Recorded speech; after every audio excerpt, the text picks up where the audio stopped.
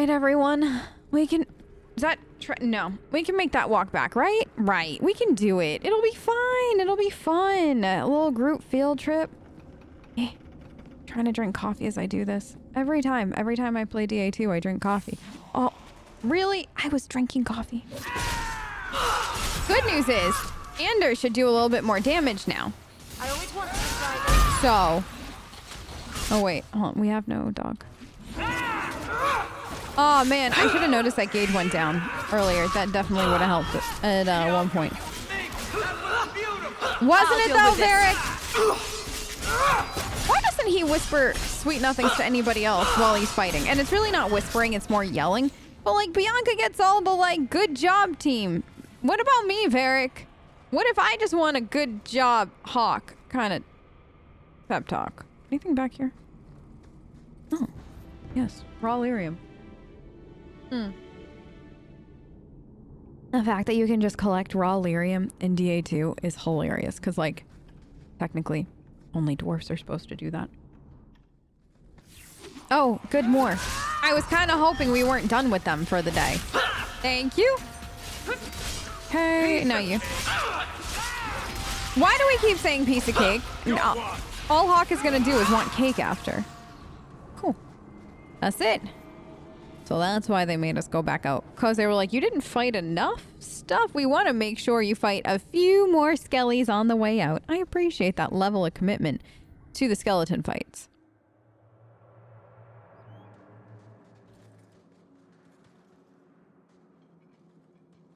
Are you trying to tell me this boy is all that's left of the apostates? I ran away when they began to use blood magic, sir. They are not in the caverns, Sakaras. I have thoroughly explored. Who is this? Varric, I need you. Tell him who we are. I'm astonished Sir Thrask didn't mention that Sir Hawke, Knight Lieutenant of the Order in Ferelden, was here at the Knight Commander's personal invitation. Yes, I was just about to tell him. We've completed our investigation of the mages in those caverns. There is no one left inside. Yeah, unfortunately their leader just plumb escaped. One of the cowards ran out the back. You should go after him. Right. Their leader fled the battlefield ahead of us. Bloody coward left his own people to die. I caught only a glimpse, but it looked like the back passages led out to the coast. I sent your men that way. We can still catch up if we go around the caverns. That's the faster route. The coast, you say? Mm-hmm. Men, fan out. Search the shore. We will retrieve these corpses later. I will commend you to the Knight Commander, Sir Hawke. Thank you. Thank you, my friend. You're welcome. I didn't think you could do it. Truly, you must be able to charm a miser out of his last coin. I did not think any of us would leave those caverns alive. Well, you didn't, technically. If it makes you feel better, officially you were killed during escape. I will do my best to seem cold and rotted then. Excellent. Please, accept my staff as a reward.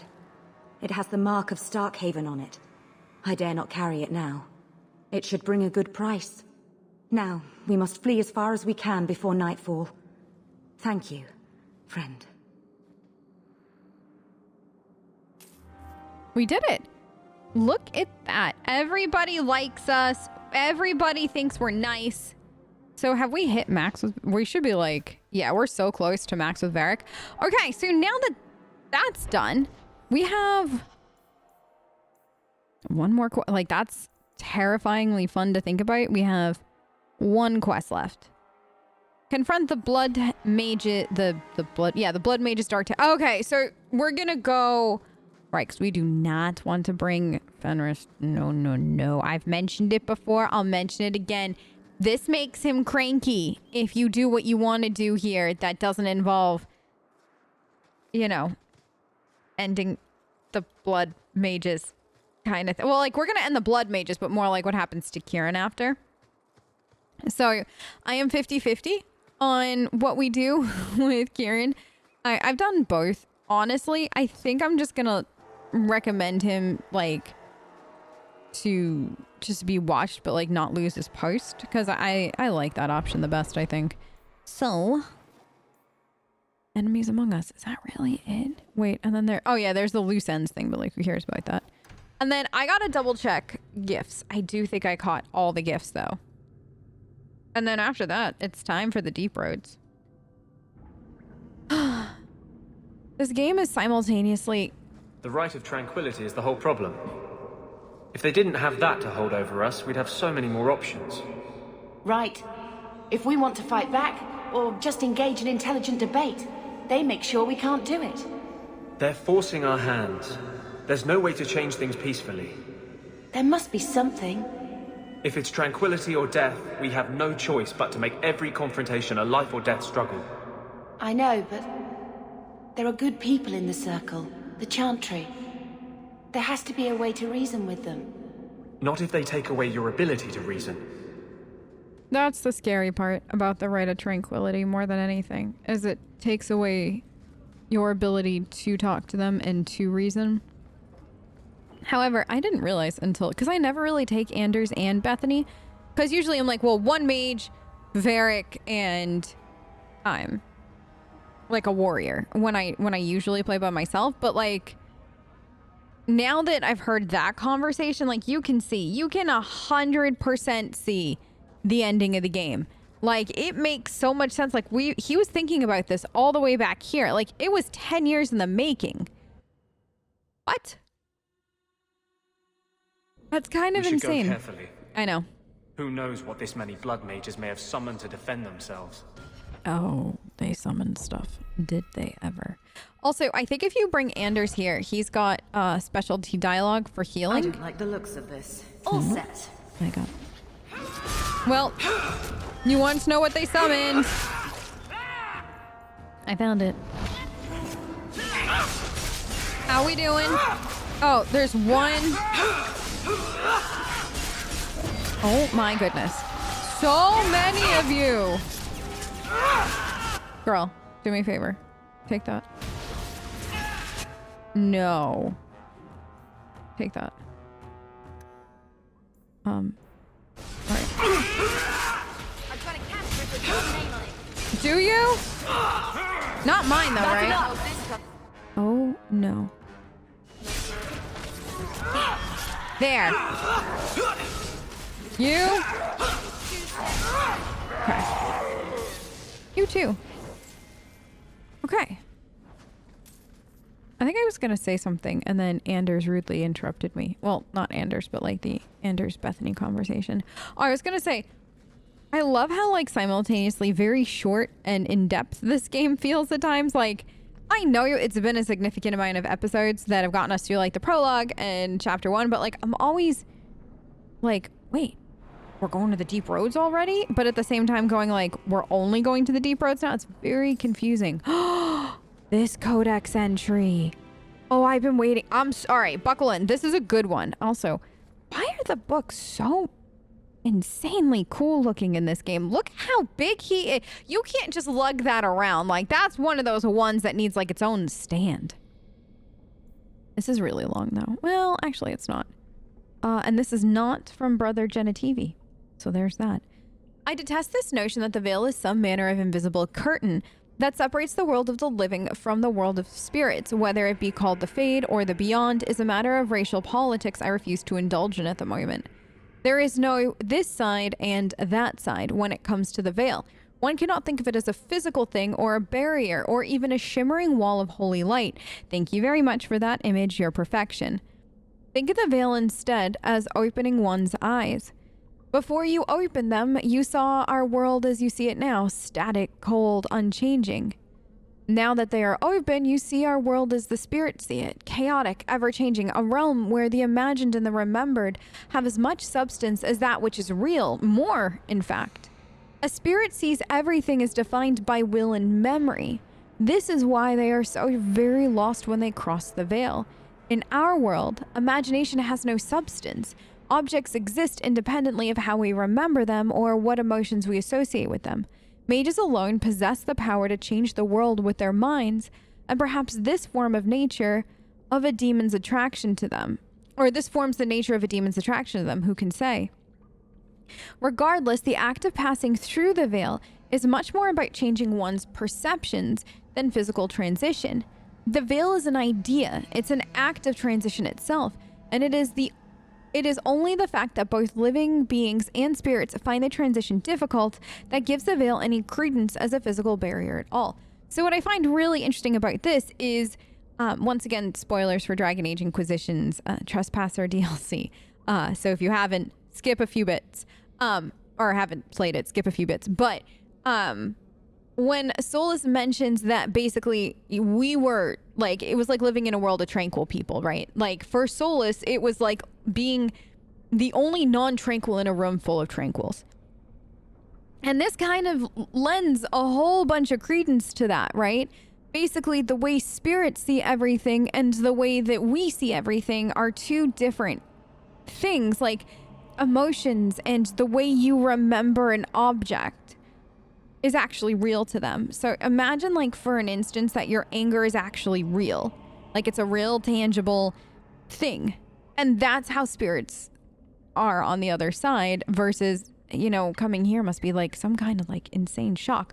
But it makes what Solas said, what he said make more sense in that this world is like a whole bunch of tranquils to him. It's insane to think about, but that would then make the case for the fact that at least the ancient elves saw things just the way spirits see things. And you could say that, well, mages, as they mention here, have the ability to change things, right? You have the ability to manipulate time, objects, elemental forces, stuff like that. So you see the world closer too. So it's that connection to your magic. And those without magic are pretty much literally tranquil with just extra oomph to their emotions. But then you kind of see the tiers of it, right? You see like humans or elves or Qunari without or dwarfs. Dwarfs are different, but like Qunari, elves, and humans without magic, right? But they could still dream. So they're like one type of tranquil. Then you've got tranquils who have gone through the rite of tranquility. They have lost all sense of emotion. I don't even think they can dream really anymore. And then you've got dwarfs who can't dream but have emotions. And so like there's all these different things that happened to people or are happening to people on this side of the veil, where spirits are an entirely different species. And so like you kind of think about how cool of a concept it is that Solas is more spirit than he is like elf or human or anything like that, which is why he saw us all as tranquils. And it's something that I desperately hope we see more of going forward in the series. Like we see more of that kind of differentiation between the two, especially because the Fade looks like for DA4 it's going to be such a big part of the game that like I would love to see more, dive in more to that, how one part of the world, like these different species see everything versus the other, and then how does that change for a dwarf, how does that change for a Qunari, how does that change for a mage versus a not mage, you know what I mean? Like there's so many different ways to see all. What are you doing, Hawke, to see all this? But yeah, I thought Solas's comment back in the day about that was very interesting. Even more so if you were dating him too, because I feel like as a Lavellan, that was heavy. The Solas Mancers gotta be some of the strongest people in the Dragon Age community, because you've been through it. You've absolutely positively been through it. As far as like the angst meter on that relationship is at a huge, like I'm impressed by how much angst is in the Solas relationship, to be honest. It's good. And I really hope that there's a resolution to it at some point, because that's something that I feel like every Slavellan will be very happy about. Oh my goodness, babies! Thank you. Look at them. They're okay. Keeping an eye on everybody. How we doing? Okay, Varric. Okay, you.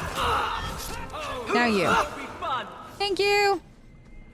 Wow, this squad's actually doing not too badly. We gotta go fight a blood mage though, so Or is it a desire demon? Blood mage and a desire demon? I don't know. We gotta fight a lot of things.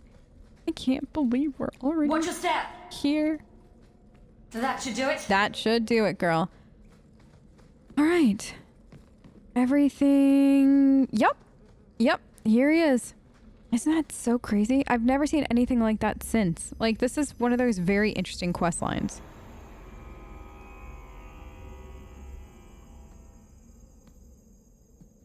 How wonderful.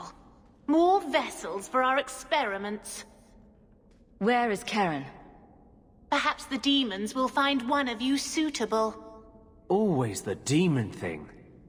Can't you people say no? I am not some hopeless waif that ran crying to a demon. I sought them out and embraced them. Isn't that kind of the same thing? What are you even doing here? Why have you taken the recruits? Demons can inhabit much more than mages and corpses. With assistance, they can control anyone I ask.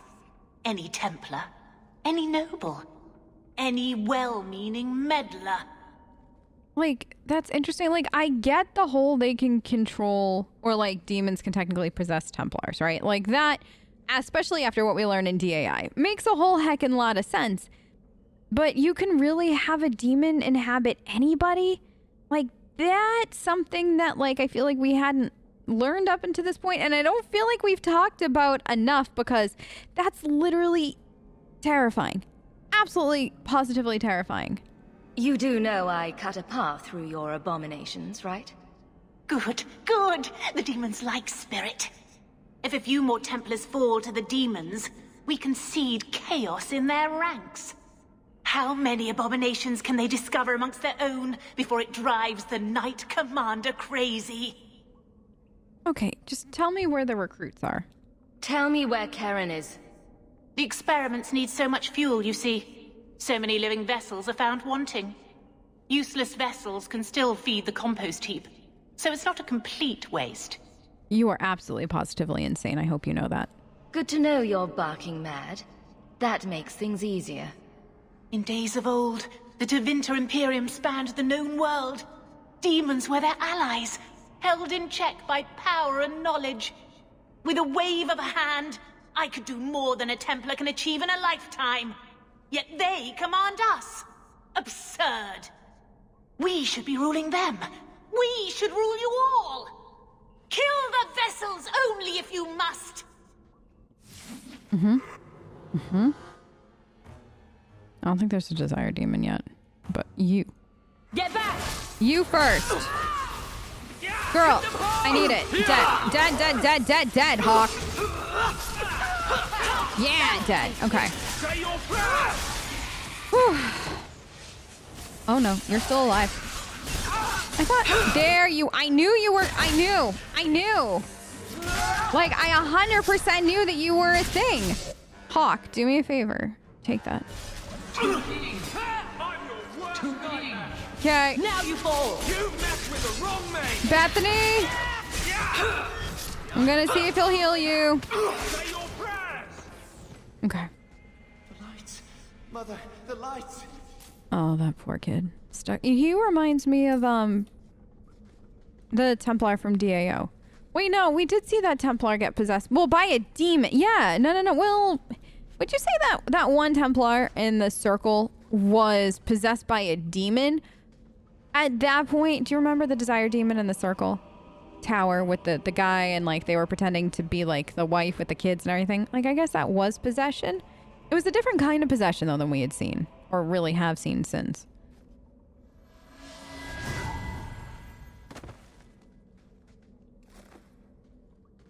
Is it over?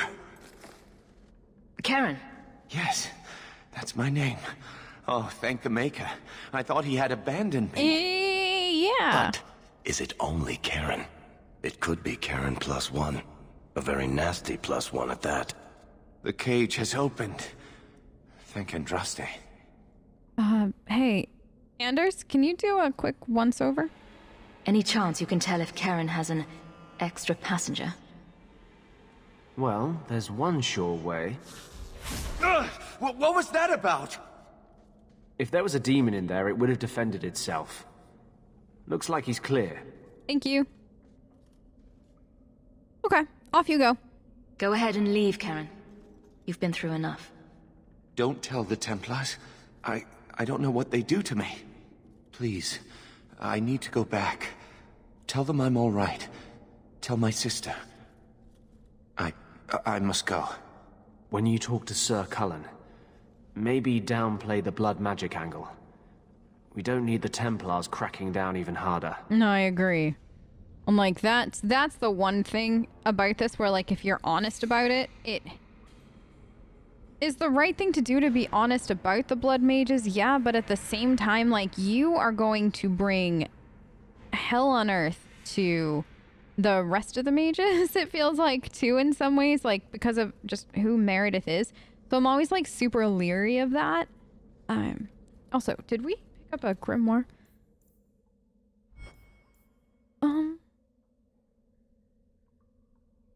Okay, Lowtown. Perfect. We'll go there now. We'll drop that off first. And then I should look up the gift situation again. I think we got everything though. Because I feel like Act 1 doesn't have as much stuff. Or like we were literally just like, I mean, we've cleared out every single place we've been to. Like I don't think I know it didn't work the way you wanted, but it was brave what you did with Justice. It was meant well. I don't know if that's enough to forgive me. Must have been hard for him, being trapped outside the Fade. In a place where no one's like him. I bet he appreciated having a friend. He did. Bethany is literally the sweetest thing ever. Okay, so we did get all the Act 1. The only two Act 1 gifts are apparently for Bethany and Carver. Then Aveline, Varric, Anders, Isabella, Sebastian, and Fenris, and Meryl. So everybody gets an Act 2 gift. Perfect. Except, obviously, Bethany and Carver. But we're good. We have mail at home. We'll go do this. Wonder why we have mail at home. We'll find out. I've always wondered, why is every surface dwarf a merchant or a smith? You left out criminals and hired muscle. That too. They don't count. We dwarves are drawn to shiny objects. Sort of like magpies, but with business sense. You're kidding. No. Of course I am. We come to the surface with the skills our ancestors had, Blondie.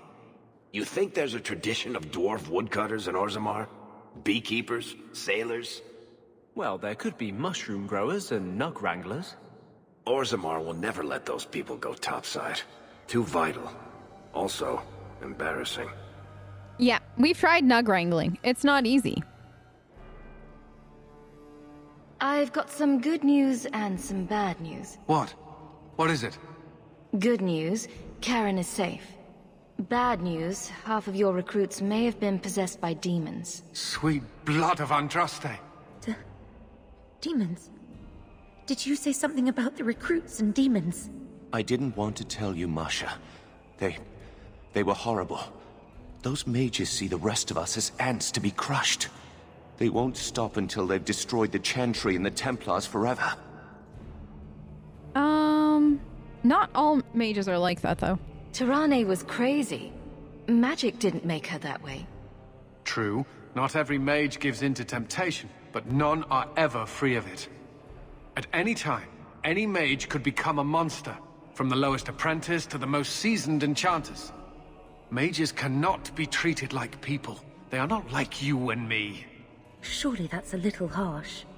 Maybe we shouldn't be arguing with the nice Templar. Smile and nod. Smile and nod. They are weapons. They have the power to light a city on fire in a fit of pique. No, you're wrong. Mages are humans and elves, just like the rest of us. Many might go their whole lives thinking that. But if even 1 in 10 falls to the lure of blood magic, they could destroy this world. For now, Karen, unless it is proven you are free of demons, I must strip you of your commission immediately. No, you can't really think that. Karen's fine. He's safe. He deserves mercy. What happened wasn't his fault. Please, sir. I tried to resist. I never took anything they offered. I need this position or my sister can't eat. I've been training for 5 years. Kieran's fine. Like, 100%. He's good. We conducted tests on Karen. He's not possessed. He can stay in the Order. I hesitate to ask what methods you used that Don't you ask, are Colin. so certain. Still, you have done much for us by stopping these blood mages. I will heed your request. If he has shown no sign of demonic possession in 10 years' time, Karen will become eligible for full knighthood. Thank you, Sarah. Again. But without a full knighthood, Karen's pay is so small. I do not know if I can reward you as you deserve. Don't worry about it. I will handle that, miss.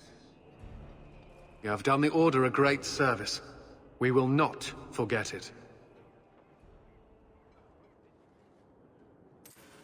Okay.